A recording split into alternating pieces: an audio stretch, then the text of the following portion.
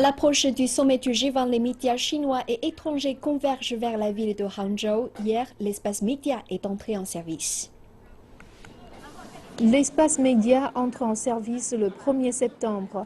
Il servira pendant les prochains jours de maison d'accueil pour les près de 5000 journalistes, dont 2000 étrangers de 70 pays inscrits à la couverture du sommet du G20.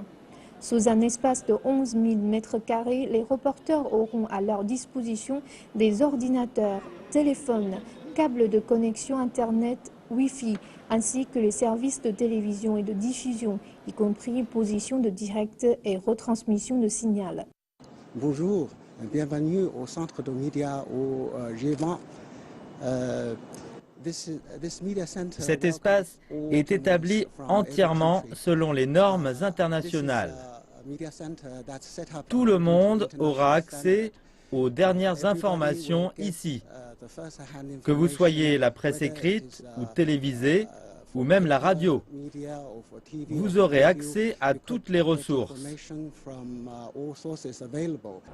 Sur ce grand écran derrière moi est affichée une vidéo sur la province du Zhejiang et spécialement sur la ville haute de Hangzhou. Tout le long du sommet sera diffusée en direct la retransmission des activités principales, ce qui permettra aux reporters de Media Center de s'informer immédiatement de la rencontre des chefs d'État et de gouvernement des puissances du G20. Des mesures sont prises pour faciliter la communication de journalistes étrangers. Une ligne d'appel fournit 24 heures sur 24 la traduction simultanée en 14 langues et 8 téléphones bilingues sont installés dans la partie publique de l'espace média. En plus du sommet, l'espace donnera aussi envie aux journalistes de mieux découvrir la Chine. Les peintures, photographies ainsi que les livres et cartes postales multilingues pousseront à cette découverte. Ouvert 24 heures sur 24, l'espace média accueillera une dizaine de conférences de presse jusqu'au 6 septembre. Des officiels chinois de haut niveau viendront ici afin de présenter les positions chinoises sur des sujets différents. Nous sommes en train de contacter les chefs de délégation, espérons qu'ils pourront venir ici.